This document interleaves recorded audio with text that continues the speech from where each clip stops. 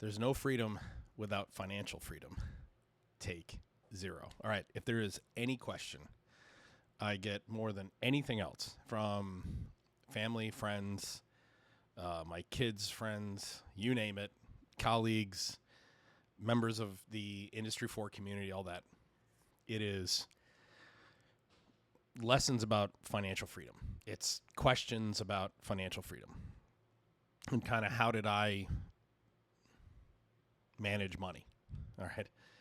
So for my kids and my grandkids, remember who this channel is for, anybody else who wants to watch. One of the most important lessons my father ever told me when I was a kid was there is no freedom without financial freedom. And what he meant was until you get to the point where people can't use money as leverage over you, you are not free. And the importance of freedom, I mean, my reputation, my brand in the world has been, all my companies have been built on the same brand, which is I tell it like it is. And I'm able to tell it like it is because people can't use money to influence me. But how did I do that? Since I grew up poor. I wasn't born with money. My family didn't give me money. No one ever bought me a car. Literally everything I've built. And I made a lot of mistakes along the way. But here's the steps I went through to become wealthy. So, and what my philosophy on money is. And I'm going to tell you a couple of lessons, like the importance here at the end. But number one, since I was 19, I have made every effort to save 10% of every dollar I've ever made. So that originally started with me not putting it, I actually originally was putting it in a savings account. So even when I was making $100 a week, working in an arcade, fixing pinball machines, I was putting away $20 out of every paycheck. So I'd get paid, I'd make $240, I'd have $40 in taxes, and I'd take home $200. And the first thing I'd do is take $20, put it in my savings account. And it didn't seem like a lot at the time. I mean, of course, this was at a time when a ticket to the movies was like $4 or $5. This is the early 90s. I made every effort to save that 10%. And multiple times between, when I was 19 through, 22 or whatever, I would have to tap into that money. There was once where some issue with my checking account, and like my savings account got locked up and it freaked me out. We ended up being able to work it out with the bank, but I decided I wouldn't put my savings in a savings account after that because it really freaked me out. So what I did was at 22 or whatever, that's when I learned the lesson of splitting my money up across multiple banks. So I didn't have a checking account with just one bank. I had a checking account and a savings account with multiple banks. When I got my first real job when I was 24, I started putting 15% in my 401k. Only one time have I ever taken a loan against my 401k, and that was to put a down payment on my house. That was it. And then I paid that loan off. I think I was supposed to pay myself back in 3 years, and I paid myself back in 1 year. One of the other strategies that I did, and I started doing this when I was 26 or 27, so I was still at my first job making $17 an hour or something. And my goal was to save up 1 year's salary. So I wanted to get to a point where the bills I was paying this week was with money I made 1 year ago. And it took me 3 years to do that. I was 31 when I got to the point where I was paying my bills at this week with money I made a year ago. And the way that I did that was about $80,000 in cash, plus I had $15,000, or I had 15% going into my 401k. $40,000 of that I put into some securities, so I invested it, and the other $40,000 stayed in 3 different savings accounts. By the time I was 30, 32, 33 years old, my net worth was about maybe $400,000. I had saved I had saved I think maybe 180,000, and that 180,000 had, with interest, had become 400,000. With interest and with gains in the stock market, had become 400,000. A couple of things that I did. Number one, I never drove a nice car. I got a loan on a truck. That was it. And I paid my truck off in 2 years. But every vehicle I drove was, it was not fancy. I was actually kind of known for the guy who didn't drive really nice cars. And I didn't feel like I had anything to prove. I didn't give a shit what anyone thought. And I drove modest vehicles. In fact, I didn't buy my first awesome car until I had started my company. And the only reason, and it started Intellic, and I was 40 years old. I was almost 41 years old when I started Intellic. And my chief experience officer told me, you cannot be driving piece of shit cars, to these important meetings. You have to buy a nice car. And so I did. What was really crazy was from 19 to 31, the savings was a slow process. I mean, from 19 to 31, I got my first real job at 24. So the first 7 years of my career, that savings was a really slow process. It was hard to see the money building. It didn't feel like it was growing quickly. But by the time I was from 31 to 33, where I saw this huge growth in my savings, that was compound interest doing that. Compound interest, you see enormous growth in compound interest on the back end of your savings strategy. So by the time I'm 33, I have like 400K. And that was 2007, 2008. From 2008 to 2012, I went from 400,000 to $1 million. I made my first $1 million by 2012. Some of that was really, really smart investing. I mean, some of that was, Tesla was a big one. Darden Foods was another one. I got into, my very first job, there was one of the supervisors was using the Motley Fool to make investments, and I joined Motley Fool and would take their stock picks and analyze. I went to Warren Buffett, and I just kind of followed Warren Buffett's strategies. And I didn't freak out when stocks declined. In fact, my mentality was, is this company does it have great leadership, and does it have solid fundamentals? And if it does, I actually was looking forward to the decline so I could buy more. And I got that from Buffett and the Motley Fool. So by the time in 2012, I was 38 years old. I made my first $1 million at 38. I made my second $1 million by the time I was 40. And then I made my fifth $1 million by the time I was 43. And a lot of that was, approaching money as if it was capital. I had saving strategies. I'm putting 15% in my 401k. I'm maxing out my IRA as long as I have the money, and I'm saving 10%. I'm saving 10% into the IRAs, and then I'm saving 10% in cash. All of that was built on the fact that I had 1 year's salary saved up. And so when I hit that 1 year salary, where I was paying my bills this month with money I made 12 months ago, I never felt trapped ever again. In my business, in where I worked, because I didn't become my own boss until 2015, which is when I was 41. I worked for other people until I was 41 years old. Today, I'm 50 years old today. I'm getting ready. I'm selling, one of my companies for a 7-figure payout. I could never work another day in my life. I'm 50 and I don't have to work ever again if I don't want to. That doesn't mean that I didn't have down periods, but there was a shift in my mindset. And I talked about this in a video a long time ago about how did my mindset change from being a poor kid to being a wealthy guy in terms of money. And it was poor, I don't want to say poor people, but I mean, I'm okay saying poor people because I was poor growing up.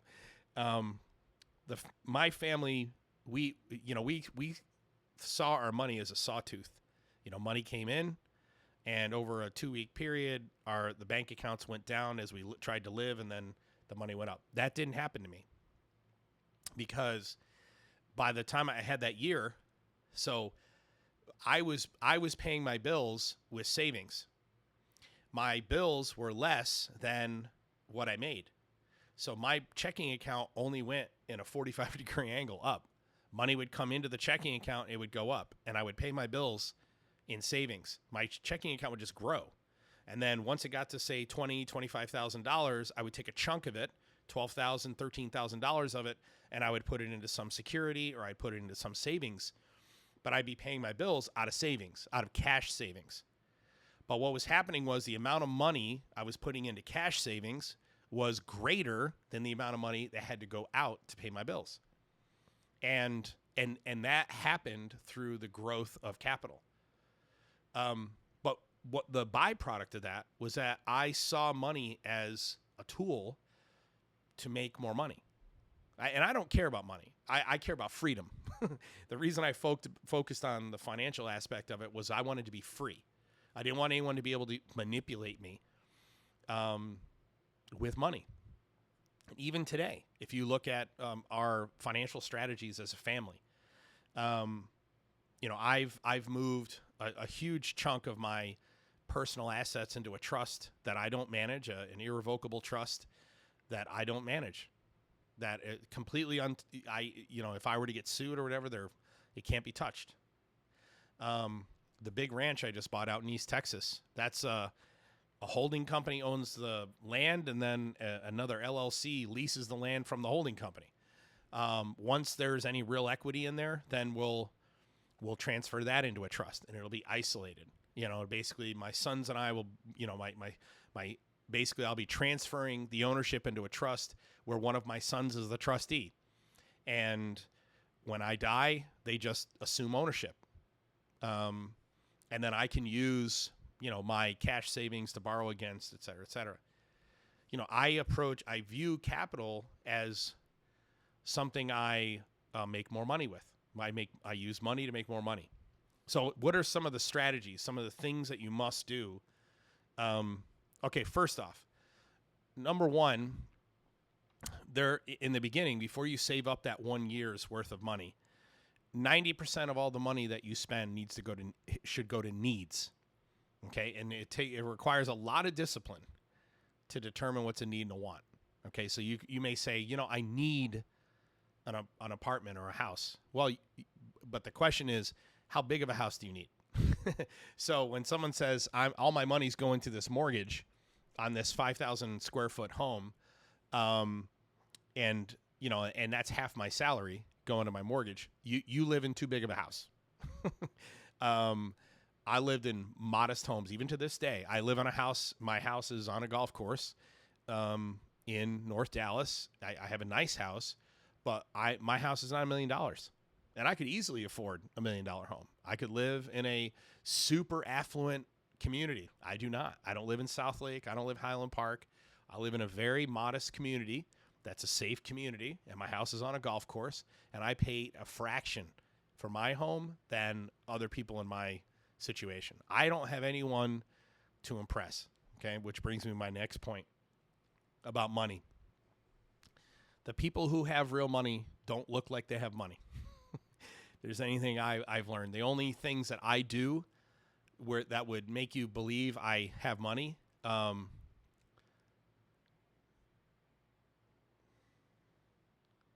have a sneeze coming. Bless me. Number one, I fly first class for comfort. I travel too much, and I fly first class, but I only fly first class if a first class ticket is 30% more or less than the premium economy. I stay in nice hotels, but I'll vacation in a 5-star, but I generally stay in 4-star hotels because I want to be in nice accommodations. And that's about it. I mean, I have a modest boat on the lake. I'm not in the nicest marina. I'm in a I'm in a working class marina. I have a nice RV, but not $1 million RV. And that all those things, my boat, my RV, all those things are business expenses. All of them. The RV we use in lieu of hotels, we use the RV on the road. And I'll have a team will drive the RV to wherever I'm going, and then I'll stay in the RV, and I've got all the equipment there that I need. We've got Starlink internet. We have the high-speed internet, so I can do this kind of stuff. I'm using strategies with my money. If I didn't have a company, I wouldn't have bought an RV. If I didn't have a company, I wouldn't have a boat in the marina.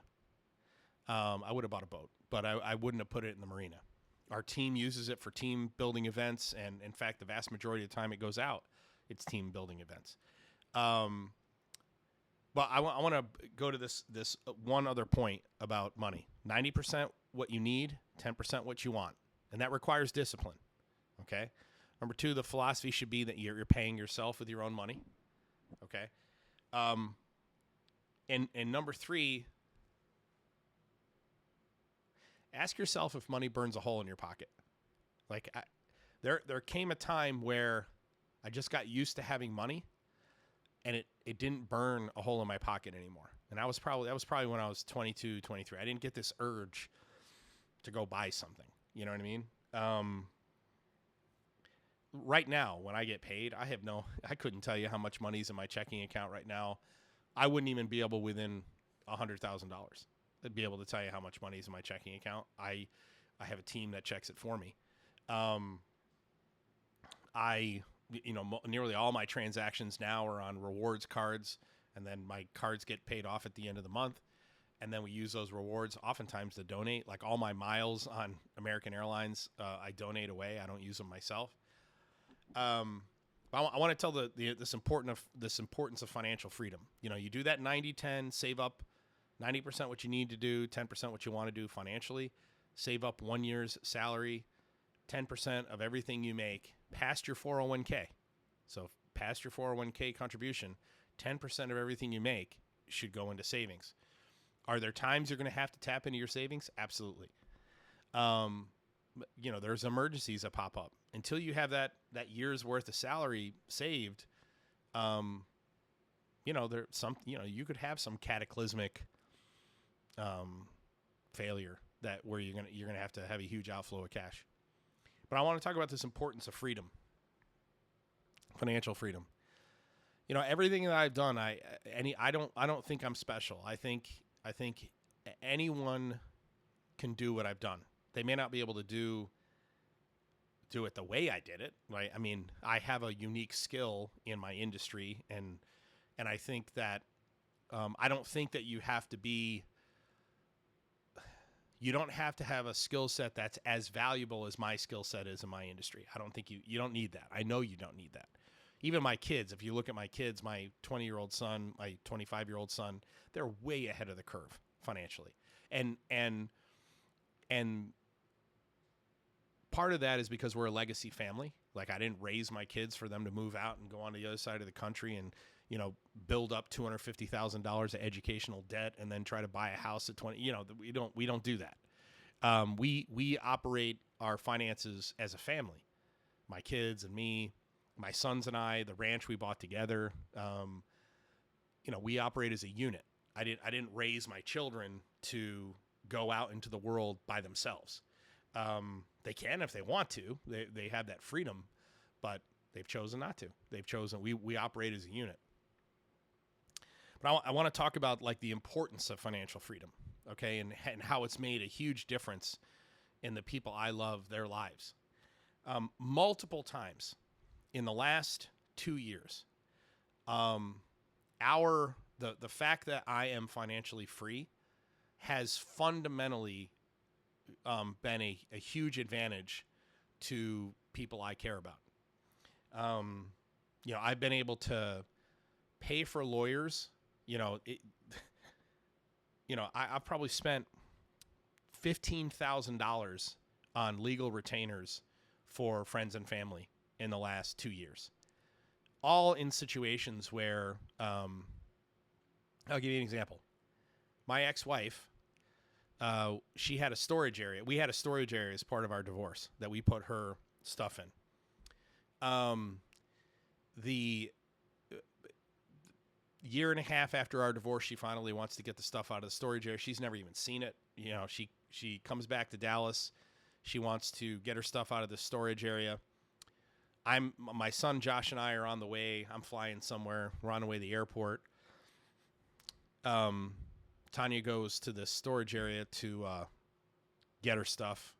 The lady who's working there doesn't want to deal with her. She was clearly having a bad day. They call me.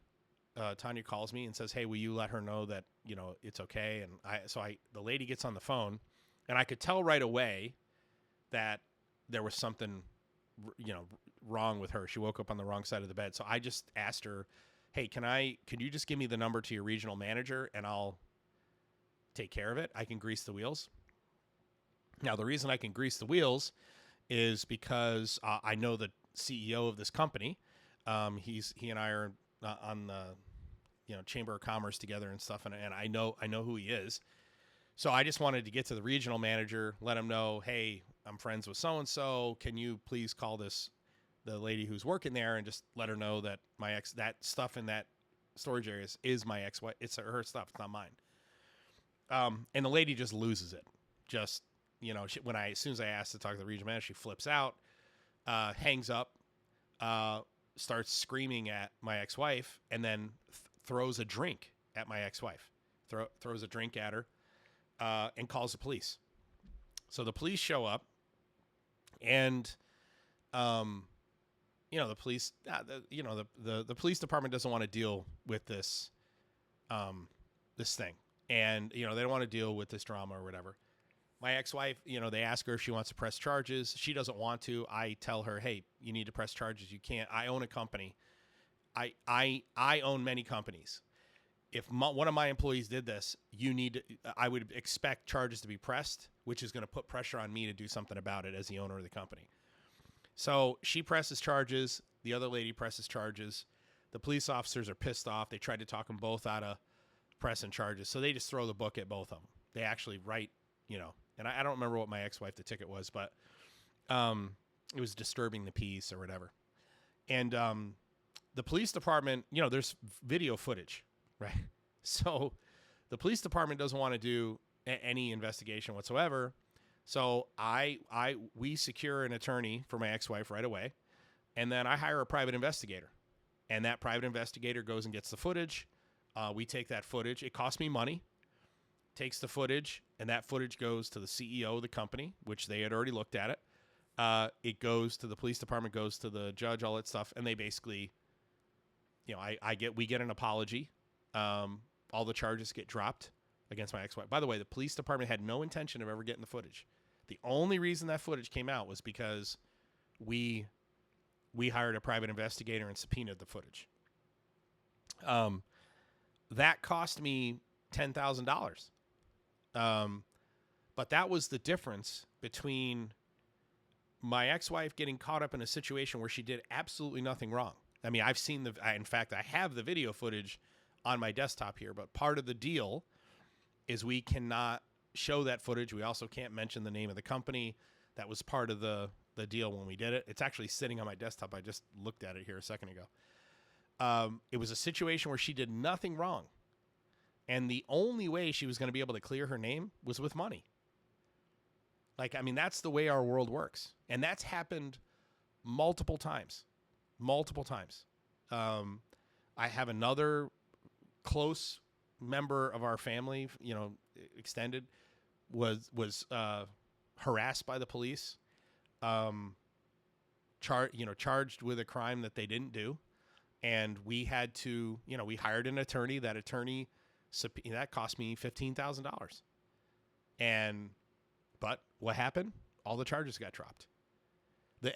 Otherwise, that person was going to have to plead guilty to some lesser charge. They were going to have it on their record forever. I mean, and I would say I have a disparate number of these situations, but they come up. You know, you get into a car accident. Like, financial freedom is incredibly important to your quality of life. And most of us are not financially free through our own choices. It's not because, you know, if there's anything I've learned, if you are poor when you make $40,000 a year, you're going to be poor when you make $140,000, because it's not about how much you make. It's about how much you spend. Is there a threshold where you have enough to live? Of course. But if you're making $40,000 a year and you can't live, you're not going to live very well in this economy, but you can live. If you don't have the discipline to live with 40, you won't have the discipline to live with 140. You'll just spend what you make. It is so much about your spending habits and your saving habits. And, you know, you can find this shit everywhere. I mean, you know, Dave Ramsey and all these people talk about it all the time. It's amazing the number of people don't listen. And I'm sure there's, you know, my family members will watch this video if they ever run into financial issues. But I'll guarantee most people, the other people who follow on this channel, they're not going to watch this. They're not going to want to hear it. And they'll still wallow in the fact that they don't have money. The amount of money I have, my financial freedom, came from a simple fact that I lived within the means of the money that I had coming in, and I distributed it in a way where it would compound over time. And then once I had enough money, capital that I could invest, I made smart investments. I have never had a startup that failed. I didn't, you know, I had the things, discipline, respect, hard work, to yield value. But I get the questions about money all the time. The financial question all the time. How did you do it? You know, what are your pointers? And that's it right there. The 90-10 rule, saving, so 90% what you need to spend and 10% what you want. And most people are like, go ahead and take inventory of how much you spend. You'd be fucking shocked. You know, you'd be shocked that you're probably spending 50% of your money on what you want. And that's just insane to me, you know. And then saving up that year's salary, maxing out your 401k, and maxing out your IRAs when you can. The money you put into the IRAs should come from the 10% that you are saving in cash. 15% should go into your 401k until you max out. For the year, once you're making a six-figure salary, you're going to max out. You know, once you're at the $100,000 to $115,000 a year range, you are going to max out on what your contribution to your 401k is. And then you should be saving into your traditional and Roth IRAs from the 10% you set aside after you put away the 1 year salary. Okay. All right. With that, like, subscribe, comment down below, and I'll see you in the next one.